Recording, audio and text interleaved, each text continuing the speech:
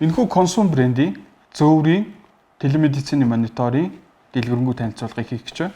За энэхүү монитор нь өөрөө 10.1 инчийн өнгөт мэдрэгч дэлгэцтэй.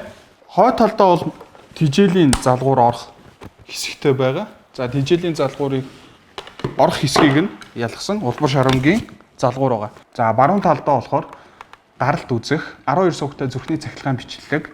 За пульс оксиметрийн кабелийн оролтуудтай. Зүүн талдаа 4 ширхэг USB, 1 ширхэг Type-C.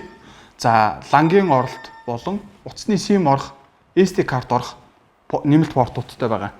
Энэ хүн тоног төхөөрөмж нь өөрөө Wi-Fi дэмжигч кабелийн оролтуудыг нь хэрхэн холбохыг үзүүлээ.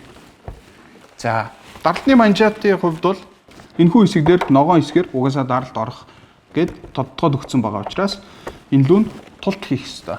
За дараагийнх маань болохоор пульс оксиметр цэнхэр хэсэг рүү оруулж өгөх ёстой.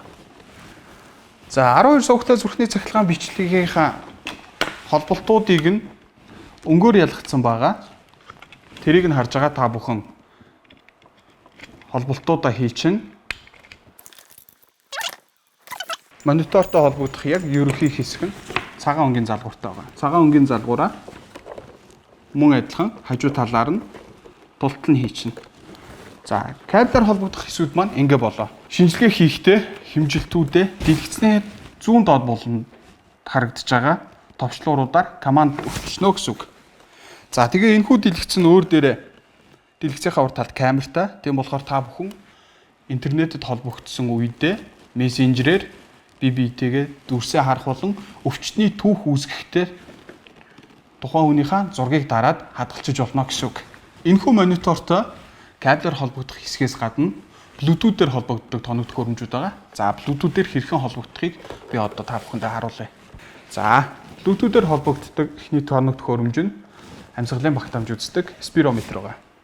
Дараагийнх нь болохоор уушиг зүрхийг чагнах зорилттой электрон чагнуур байгаа. За энэхүү Bluetooth-ээр холбогддог тоног төхөөрөмжүүдийг хэрхэн холбох вэ гэхээр за үндсэн дэлгэцээсээ mesh дэлгэц рүү оронгууд холбогдсон байгаа тоног төхөөрөмжүүд жижигээр энэ дээр ардталтаа зүйн тэмдэглэгээтэй гарч ирнэ. Одоогоор бол энэхүү электрон чагнуур маань холбогдсон байна. За спирометр маань холбогдоогүй байна. За тэгэхээр одоо Bluetooth рүүгээ орлоо.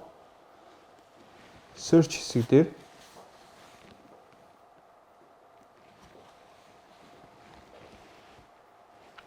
search хэсгээр дараах тоног төхөөрөмжүүд холбогдох боломжтой гэж гараад ирнэ. Тэрэн дээр нь дараад за тэнгууд одоо электрон чагнуур болон спирометр маань хоёулаа Bluetooth-ээр холбогдсон байна. Үүний дараа шинжилгээ болон хэмжилт хийхэд бэлэн болно гэсэн үг. За электрон чагнуураар хэрхэн хэмжилт хийх вэ гэхээр дор эхометр гэж гараад ирж байгаа. За энэ дээрээ дарлаа. За чагнуур маань switch модтой. За зүрх чагнах чинь уу, уушиг чагнах чинь уу гэдгээ switch хэсэг дээр дараад сольчихно гэсэн үг. За сольсныхоо дараа бичлэг хийгээд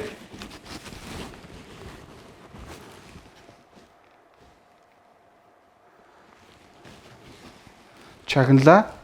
За яг сонсогдсон цэг дээрээ рекорд гэд бичлэг хийхэд тгээс 30 секунд хүртэлх бичлэгийг хийгээд хадгалах бүрэн боломжтой.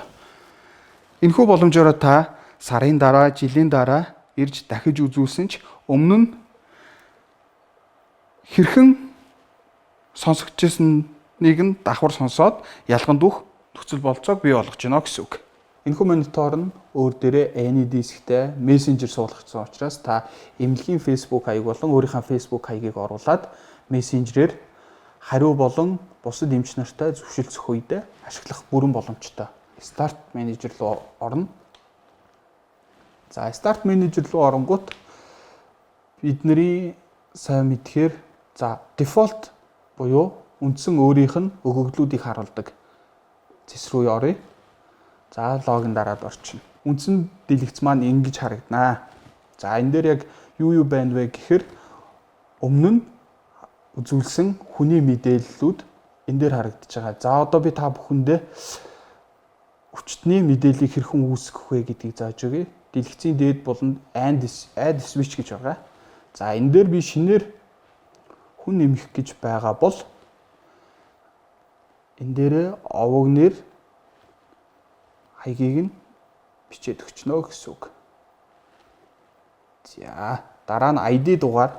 За ID дугаар нэгсэн үед ID дугаарыг нь бичиж чинь. За контакт буюу тухайн хүнтэй холбоо барих дугааруудыг нь бичээд өгчнө. За насыг нь бичнэ. За дараа нь энэ дээрээс хүүсийг нь сонгоод өгчнө. Том хүн үү, хүүхэд үү гэдгийг мөн сонгож өгөх боломжтой. За энэхүү хэсэг дээр болохоор цусны бүлгээ мэдж байгаа хүн байвал хэдвэр бүлгийн цустай вэ гэдгийг нь сонгоод өгчнө. За тэгээ хамгийн сүүлд гэрийн хаягийг нь бичлээ. Тухайн хүний гээд мэдээллийг шинээр үүсгэж байгаа. За тэгэнгүүт хамгийн сүүлд буюу за тест 2 гэдэг нэрээр 25 настай эрэгтэй гэдээ ингээ ороод ирнэ. Энэ тест 2-ын хүн биш, тест 1 рүү шилжнэ гэх юм бол add switch-тэй дараад change user гэж дараад тухайн хүнийхээ мэдээллийг сонгоод өгч. За тэгээд medical report гингүүд энэхүү хүн дээр ямар шинжилгээнүүд хийгдсэн тэр бүх мэдээллүүдийг харах бүрэн боломжтой. За пульс оксиметр бол хэмжиж үзэхэд ерөнхийдөө бол сатурац нь 93-тай байна гэж гарсан байна. Энэ нь хэвийн хэмжээ 94-өөс 100-ийн хооронд гээд ард талдаа лавлах хэмжээтэйгээ байж байгаа. За даралт нь 91, 64 гээд хариунууд нь энэ дээр гараад ирнэ. За мөн лүдүүдээр температур үзэх боломжтой. Дээрээс нь энэхүү монитор нь мини лаборатори буюу зөөврийн биохими, иммунологийн, цагаан эсийн гээд аппаратуудтайгаа холбогдож шинжилгээнийхээ хариуг энэ дээр автоматар хадгална. Мөн дээрээс нь энэхүү тоног төхөөрөмжн дээр биеийн өндрийг нь хийлээ. Биеийн индексийг нь автоматар тооцоолоод гаргаад ирдэг. За шинжилгээнийхээ хариуг хэвлэхдээ medical report хэсэг дээр байгаа принт товчлуурыг дарахад л хангалттай. Телемедицины мониторын хэрэглээтэй холбоотой товч мэдээллийг хүргэлээ. Та дэлгэрэнгүй мэдээллийг авахыг хүсэх юм бол доор гарч байгаа утасны дугаар болон мэйл хаягаар холбогдох боломжтой.